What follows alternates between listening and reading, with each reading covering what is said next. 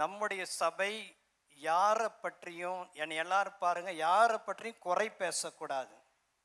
சத்தமாக சொல்லுங்க, என்ன பேசக்கூடாது? இப்போ சமீபத்தில் நம்முடைய தமிழ்நாட்டில் நடந்து கொண்டிருக்கிற காரியம், ஒருவேளை நீங்கள் எல்லாருமே அறிஞ்சிருக்கலாம், நான் பெயர் சொல்லக்கூடாது, உங்களுக்கு தெரியும் என்ன நடக்குதுன்னு. ஒரு குறிப்பிட்ட கர்த்தருடைய ஊழியக்காரன் மேலே பழி சுமத்திருக்கிறார்கள். சிலர் அது வீணான பழி, வேணும்னே சொல்லியிருக்கிறார்கள் என்று சொல்லுகிறார்கள். சிலர் உண்மைங்கிறாங்க. அது நீதிபதி விசாரிக்கும் பொழுது தான் தெரியும். ஆனால் நம்ம சபை சேர்ந்த யாரும் இதை வீட்டிலேயோ மற்றவங்கள்ட்டையோ டிஸ்கஸ் பண்ணக்கூடாது. நீங்கள் பேசுறதுனா பரிதாபப்பட்டு ஜபத்துக்காக பேசலாம். ஆனால் இப்படி பண்ணிட்டான் அப்படி பண்ணிட்டான்னால நம்ம அப்படி பேசக்கூடாது. ஏன்னா பைபிளில் பார்க்கும் பொழுது அன்பு திரளான பாவங்களை மூடும் என்று தான் சொல்லப்பட்டிருக்கிறது. நாம் போய் வாட்ஸ்அப்பில் எல்லாருக்கும் அனுப்பிட்டு ஃபார்வேர்ட் பண்ணிவிட்டு இதையே டாப்பிக்காக நம்ம இருக்கக்கூடாது. என் கூட கர்த்தர் பேசினார், சபையில் இதை சொல்லுன்னு சொல்லி. ஏன்னா இது நிறைய பேருக்கு இது ஒரு தொக்கு மாதிரி ஆகிப்போச்சு, அப்படியே பரப்பிட்டு சந்தோஷப்பட்டுக்கிறாங்க. ஆண்டவர் என்ன சொன்னார்? உங்களில் யார் குற்றம் இல்லையோ அவன் முதலாவது. ஆமாம், நீங்கள் யோசிச்சுக்கணும். அவரை பற்றி பேசுறதுக்கு முன்னால் உங்கள் குடும்பத்தில் அந்த மாதிரி நடந்திருக்குதா?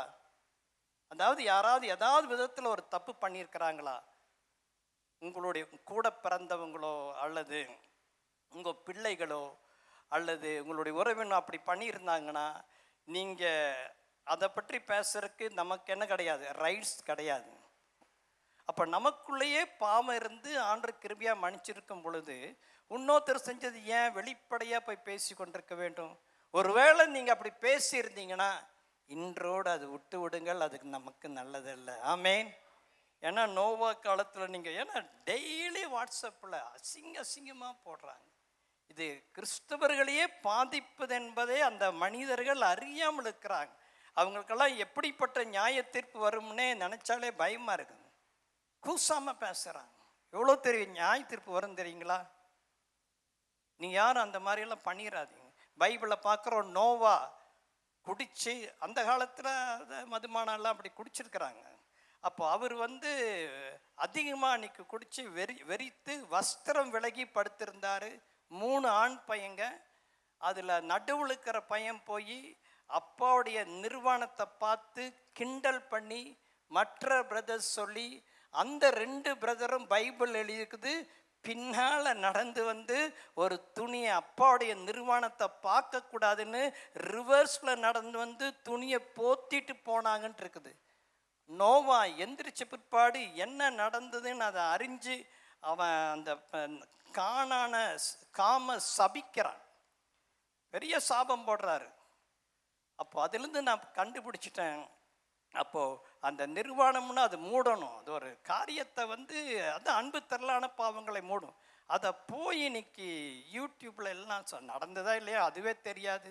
இன்னைக்கு எல்லாம் அப்படி இப்படின்னு ஒரு ஆள் ஃபேமஸ் ஆகும்போது பல காரியங்களை சொல்கிறாங்க. ஸோ ஆண்டருடைய பிள்ளைகள் ஆகிட்டிங்கன்னா ஒரு நாளும் குறை பேசவே கூடாது. நம்ம சபையினுடைய ஸ்டாண்டர்ட் அப்படி தான். எல்லாரையும் விமர்சனம் பண்ணுறதில்ல, நம்ம எப்பொழுதும் எல்லாரையும் கனம் பண்ணுகிறவர்கள், இயேசுவை உயர்த்துகிறவர்கள். ஆமேன். ஆகவே இந்த குறிப்பிட்ட பிரச்சனை ஓடிக்கொண்டிருக்கிறது. இதுக்கு ஒரு முடிவு உண்டாகி யார் அதை பண்ணுறாங்க, திரும்ப கர்த்தர் அவர்களை மன்னித்து ஊழியத்தில் எடுத்து பயன்படுத்தணும்னு ஒரு நிமிஷம் எல்லாம் கண்களை மூடி ஜெபிங்க. பரலோக பிதாவே, எல்லாரும் சேர்ந்து பண்ணுங்க. ஆண்டவரே, தமிழ்நாட்டில் என்ன நடந்து கொண்டிருக்குது என்று உமக்கு தெரியுமப்பா. ஆண்டவரே, அவர் பாவம் செய்தாரோ இல்லையோ உமக்கு தெரியும். ஆண்டவரே, நீ நீதியுள்ள தேவன். ஆண்டவரே, உம்முடைய கரத்திலே அவரை ஒப்பு கொடுக்கிறோம். ஆண்டவரே, தகப்பனே, தேவனுடைய நாமம் தூஷிக்கப்பட வேண்டாம், ஊழியம் இழக்கப்பட வேண்டாம். ஆண்டவரே, தொடர்ந்து தேவன் அவரை வழி நடத்துவீராக.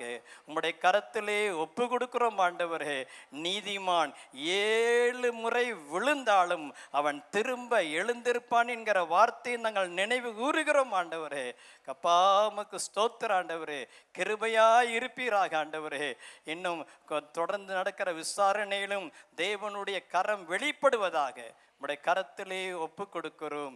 இயேசுவின் நாமத்தில் ஜெபிக்கிறோம் நல்ல பிதாவே. ஆமென்.